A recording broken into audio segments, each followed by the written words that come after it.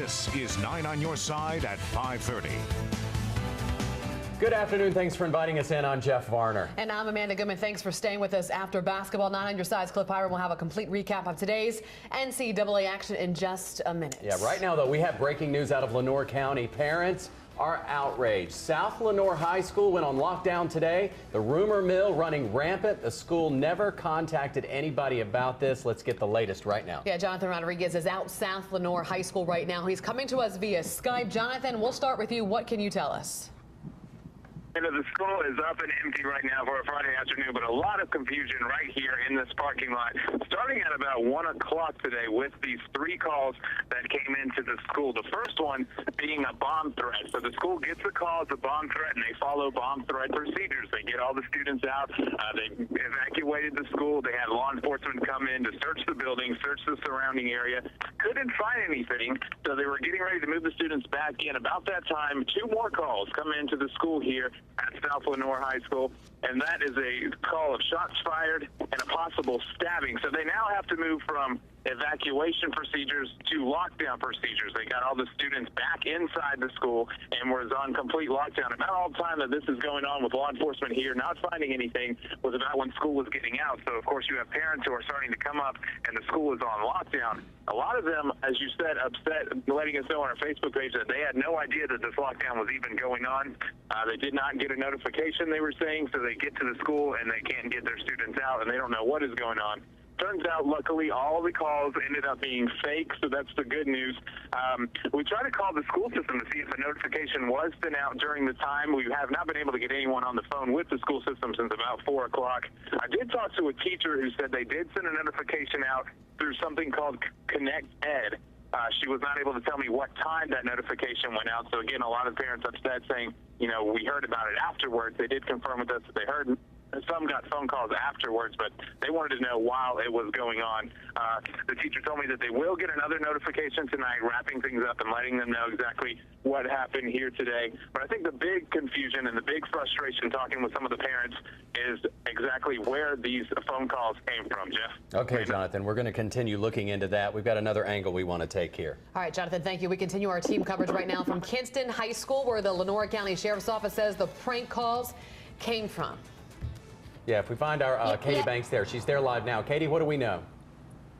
Jeff, so far all we know is that deputies did say that, in fact, all of those calls originated here at Kinston High School. They've been looking into who sent those calls. They said that the 911 call center confirmed that it was a male and a female voice on those series of 3 calls, the bomb threat, the stabbing, the shots fired. And so they are looking into it. Right now, we don't have any more information on whether or not it was a student or a faculty member who made those calls, but a representative with the sheriff's office let us know that it is, in fact, a felony here in our state to make those types of threatening phone calls. And you can imagine how serious it is, especially at a place like a school where parents are freaking out, their students are there, they're not really sure what's going on. So that is a felony here in our state. And Deputy Chris Hill over there, he did say that he promises that once it's identified who made all of these calls, they will prosecute.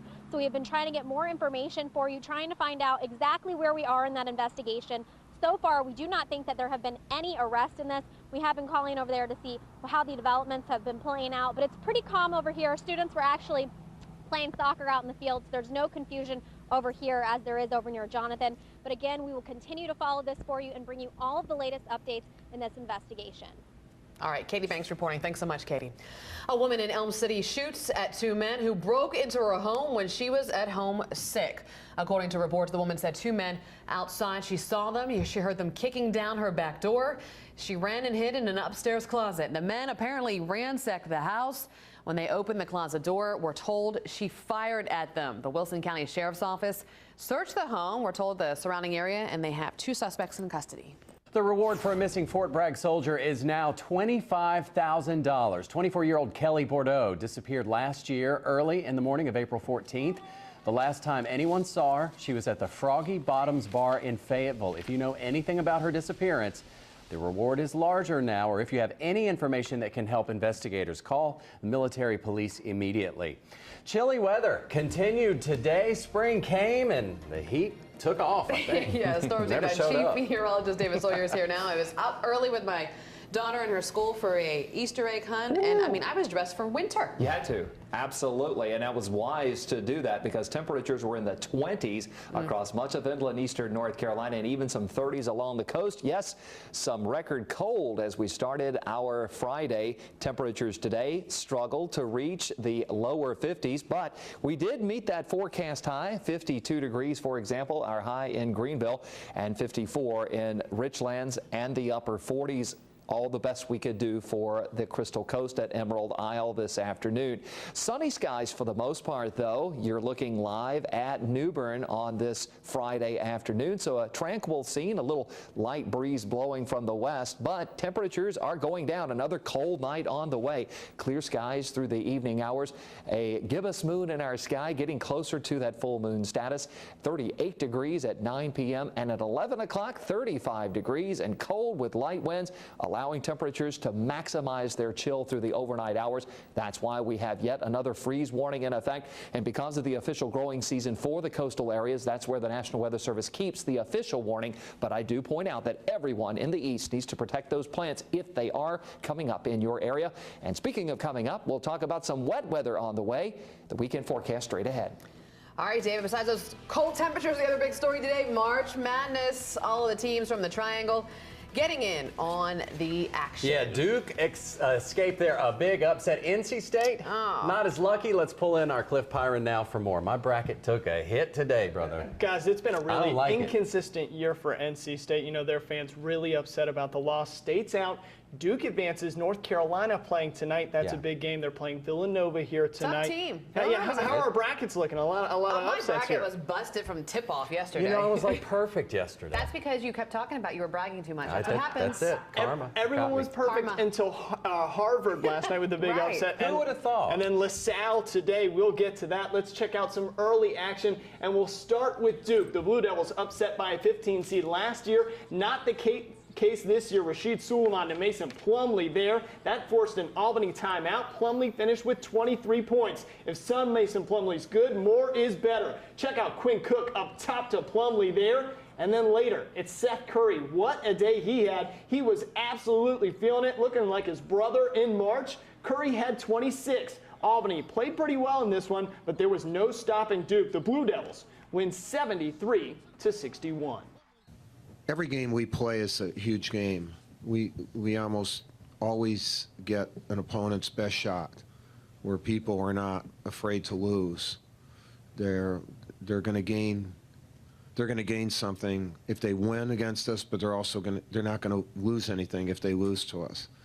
And so we've been fighting that for 25 years. But I was confident coming to this game. I was going to take advantage of my opportunities, try to work harder off the ball to get shots, and guys did a good job of screening for me and things like that. So I'm trying to keep this momentum going.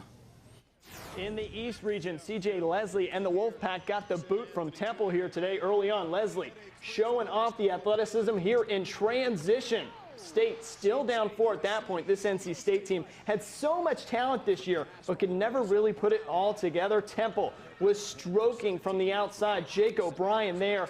Then it's Khalif Wyatt with the steal. He goes the other way for the easy deuce, and the team from Philly ends the Wolfpack season. It's Temple 76, NC State 72.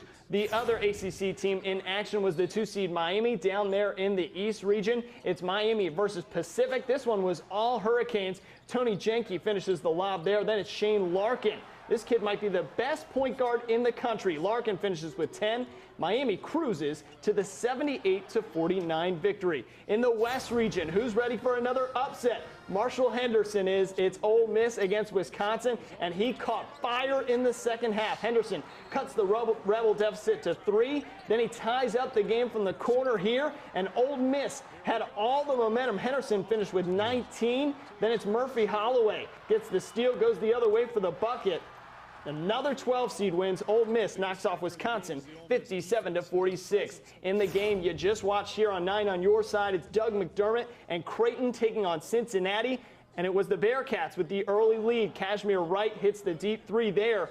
But then back comes Creighton. McDermott scoops and scores here with the left hand. Great move. He's the leading scorer in NCAA basketball for a reason. Then it's Ethan Ragg from way outside. Wow. Creighton holds on to win 67-63. Creighton will play Duke here on Sunday. And as I said, LaSalle, a big winner over there on True TV just minutes ago. Another team from Philly getting another win in this tournament. That Ole Miss game is the one that got my bracket. All those 12 seeds, I had 3 12 Wisconsin seeds just won. walking right on up in there. So sad. That's too bad. Thanks. All right, Cliff, Thank you, thanks so Cliff. much. Well, you know, some take it with lots of sugar, others take it unsweetened, but every Southerner's favorite beverage landed one woman in the hospital with a rare disease. How much she was drinking, coming up. And doctors told him he would never walk again, but man, is he trying his best to prove them wrong. How a local man is inspiring the nation. Coming up next, we'll track some moisture with Live Viper 9, some wet weather possible for your weekend.